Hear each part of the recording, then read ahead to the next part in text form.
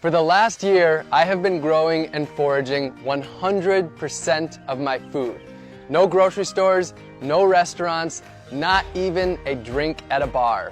Nature has been my garden, my pantry, and my pharmacy. I'm here in Orlando, Florida, and this abundant garden that I'm standing in right now, this was just a lawn like that when I started. I don't own any land, so to grow my food, I met people in my neighborhood and I turned their front yards into gardens and shared the bounty of food with them. And while I was here, I built a 100 square foot tiny house along with my friends to serve as my simple homestead and my base. In my gardens, I grew over 100 different foods, dozens of different greens packed with nutrients, sweet potatoes, yam, and yucca for my caloric needs, delicious fruits like papayas and bananas, pumpkins, carrots, beans, and beets, so many vegetables, and herbs and peppers to flavor all of my meals. And I also raised bees so that I could have my own candy shop right in my yard. In addition to the huge bounty from my garden, I foraged over 200 different species from nature. I harvested my salt from the ocean simply by collecting it and boiling it down. I got my caffeine from the native Yaupon holly tree. Not only was I my own grocery store, I was also my own pharmacist. I grew fresh turmeric and ginger right in my gardens. I harvested wild elderberries to make elderberry syrup to prevent cold and flu. I harvested reishi mushrooms and different medicinal teas, and also grew moringa, also known as the vitamin tree. I cooked up dozens of different healthy meals, fermented veggies to make sauerkraut, and made delicious beverages like honey wine and ginger beer. I whipped up delicious desserts and ate the healthiest of my entire life.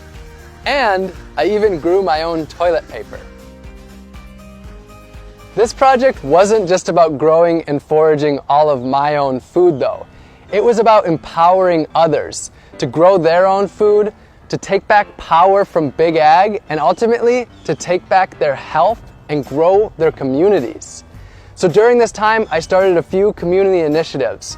We built 15 gardens for the people, planted over 200 community fruit trees, and sent out over 5,000 free seed packs to help others grow their own organic, healthy food.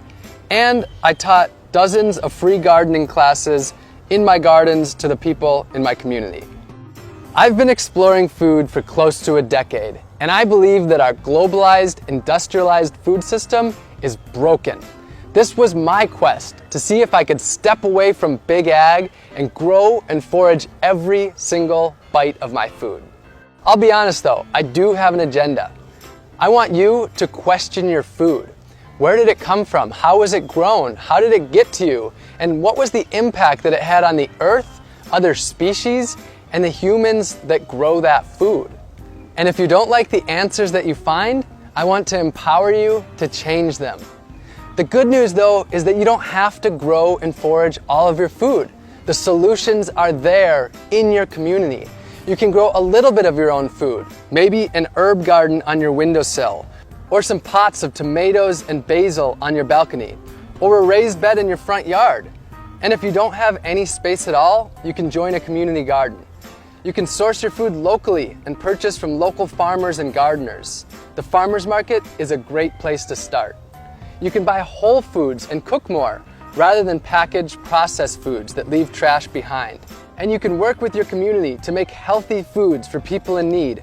Grow a garden for your elderly neighbor, or start a grassroots organization to harvest the fruit trees in your community to distribute it to others.